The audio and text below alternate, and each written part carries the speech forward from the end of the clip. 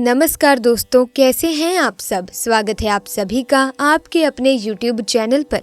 दोस्तों, सावन का महीना शिव भक्तों के लिए प्यार की सौगात लेकर आता है।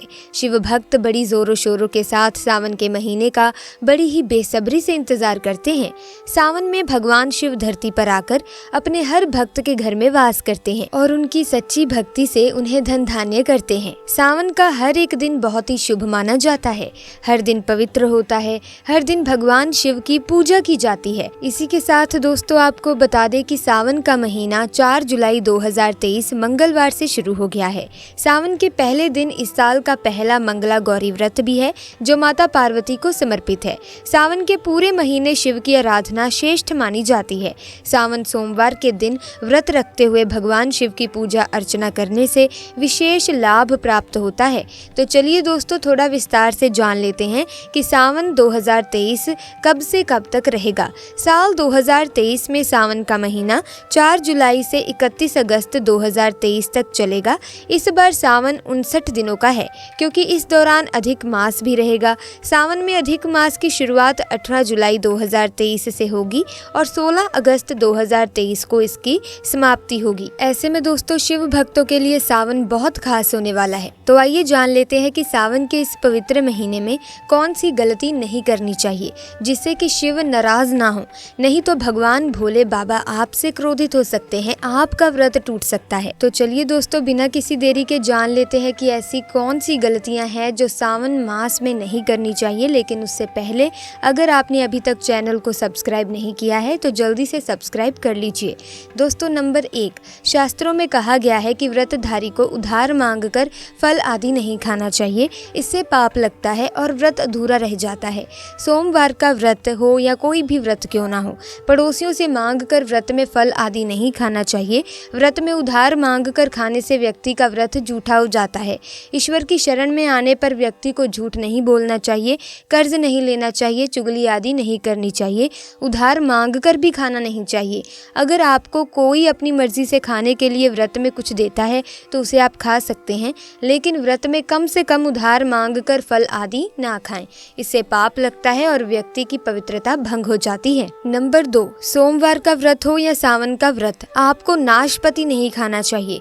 दरअसल इस फल का नाम ही नाश यानी नाश करने वाला होता है, इसीलिए इस फल को व्रत में नहीं खाना चाहिए। व्रत आदि को छोड़कर किसी और दिन आप कभी भी इसे खा सकते हैं, लेकिन अगर जिस दिन आपका व्रत हो उस दिन नाशपति का सेवन नहीं करना चाहिए। भगवान को भी नाशपति चढ़ाना नहीं चाहिए। नंबर 3, कुट्टू या सिंघाड़े का आटा खाने से भी आपका व्रत टूट सकता है। आपको बता दें कि लंबे समय से रखा हुआ आटा आपका व्रत भंग कर सकता है। दरअसल पुराने आटे में घुन आदि कीड़े वगैरह पड़ जाते हैं, जो ठीक तरह से दिखाई भी नहीं देते। ऐसा आटा खाने पर दरअसल आप मांस का सेवन करते हैं और व्रत में मांस खाना घोर पाप के बराबर माना गया है, तो इससे आपका व्रत भंग हो जाता है। तो व्रत में ताज़ा आटा खाना चाहिए। लंबे समय से रखे हुए आटे में कीड़े वगैरह पड़ जाते हैं, ऐसा कभी ना करें। व्रत हमें शुद्धता से ही रखना चाहिए। दोस्तों, सावन के महीने में महादेव को ऐसे बेलपत्र कभी मत चढ़ाना, बहुत ही अशुभ माना जाता है। पौराणिक मान्यताओं के अनुसार बेलपत्र चढ़ाने से शिवजी का मस्तक शीतल रहता है। बेलपत्र से भगवान शिव की पूजा करने से दरिद्रता दूर होती है और व्यक्ति सौभाग्यशाली बनता है। इससे हनुमान जी भी प्रसन्न होते हैं, क्योंकि वे शिव के ही अवतार हैं। दोस्तों, पहले आप ये जान लें कि बेलपत्र का उपयोग और इसके लाभ कैसे मिलते हैं। नंबर 1, तीनों लोकों में जितने तीर्थ स्थल प्रसिद्ध हैं, वे सभी तीर्थ स्थल बेलपत्र के मूल भाग में स्थित माने जाते हैं। नंबर 2, यदि बेल का वृक्ष घर के बीचों बीच या पूर्व दिशा में लगा हो तो घर में धन धान्य की कोई भी कमी नहीं रहती और परिजन खुशहाल रहते हैं। नंबर 3, जो व्यक्ति बेल के वृक्ष की गंध, पुष्प आदि से पूजा अर्चना करता है, उसे मृत्यु के पश्चात शिवलोक की प्राप्ति होती है। अब जानते हैं बेलपत्र से जुड़ी कुछ खास बातें। चतुर्थी, अष्टमी, नवमी, चतुर्दशी और अमावस्या तिथियों को और सोमवार को बेलपत्र तोड़ना नहीं चाहिए। पूजा के एक दिन पूर्व ही बेलपत्र तोड़कर रख लें। दोस्तों, आपको बता दें कि बेलपत्र कभी अशुद्ध नहीं होता। यदि आपको पूजा के लिए नया बेलपत्र नहीं मिल रहा है तो आप किसी दूसरे के चढ़ाए हुए बेलपत्र को स्वच्छ जल से धोकर भगवान शिव को अर्पित कर सकते हैं। दोस्तों, बेलपत्र में 3 पत्तियां होनी चाहिए। कटी फटी पत्तियों का बेलपत्र भगवान शिव को अर्पित गलती से भी मत करना। कटी फटी पत्तियों को अर्पित करने से शिव का अपमान माना जाता है और बेलपत्र का भी, इसीलिए बेलपत्र की पत्तियां एकदम साफ होनी चाहिए। सावन के इस पवित्र महीने में अगर आपको ये 5 संकेत मिल जाएं तो इससे ये पता चलता है कि महादेव आपकी भक्ति से बहुत प्रसन्न है और आपको धनी होने से कोई भी नहीं रोक सकता। तो चलिए जान लेते हैं। दोस्तों, नंबर 1, बैल का दरवाजे पर आना। नंदी महाराज भगवान भोलेनाथ के वाहन हैं। नंदी को भगवान शिव का द्वारपाल भी कहा गया है। नंदी महाराज को बुद्धि और ज्ञान का प्रतीक माना गया है। शिव के मंदिर के बाहर हमेशा नंदी महाराज विराजित रहते हैं।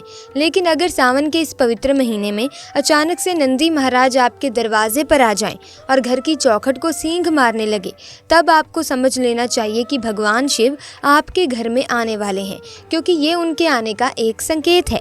भगवान शिव आपकी भक्ति से बहुत प्रसन्न हैं और आपके घर में खुशियां आने वाली हैं।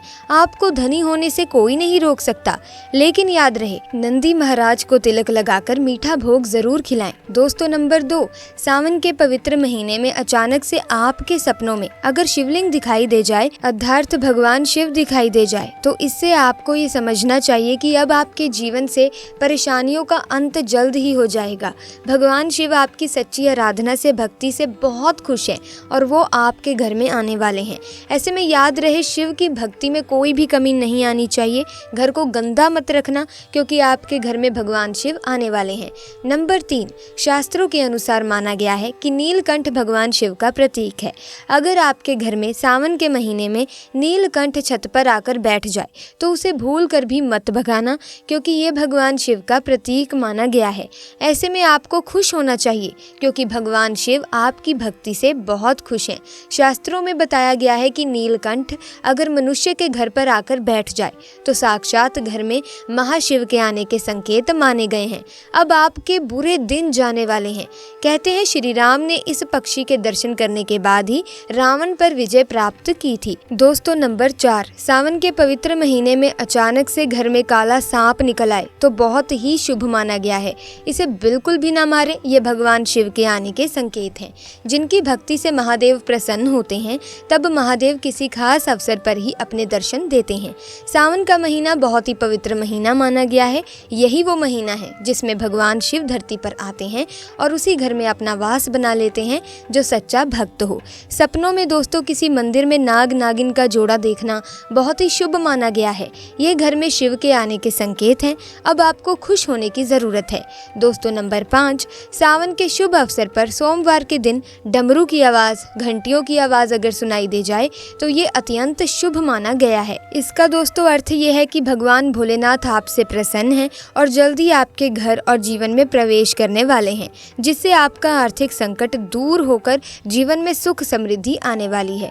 महादेव आपसे बहुत खुश हैं। इसी के साथ दोस्तों, सावन माह में आप किसी भी दिन आप कुछ उपाय कर सकते हैं ताकि आपकी किस्मत चमक सके, आपको भोलेनाथ का आशीर्वाद मिल सके। तो आइए कुछ उपायों के बारे में भी जान लेते हैं।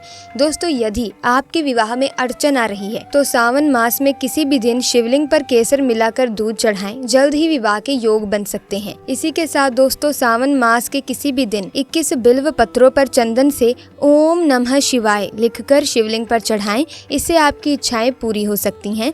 दोस्तों, सावन मास में किसी भी दिन नंदी बैल को हरा चारा खिलाएं, इससे जीवन में सुख समृद्धि आएगी और परेशानियों का अंत हो जाएगा।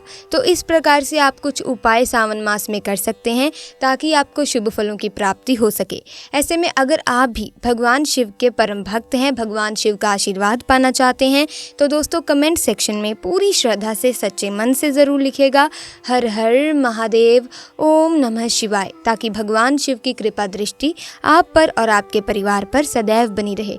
इसी के साथ दोस्तों, इस वीडियो में हमने आपको सावन मास से संबंधित काफी जानकारी दे दी है। ऐसे में अगर आपको इस वीडियो में दी गई जानकारी अच्छी लगी है तो इस वीडियो को लाइक करें, शेयर करें और चैनल को सब्सक्राइब करके बेल आइकन को प्रेस करें ताकि आने वाली नई वीडियोस की अपडेट आपको मिलती रहे। आपका बहुत बहुत धन्यवाद।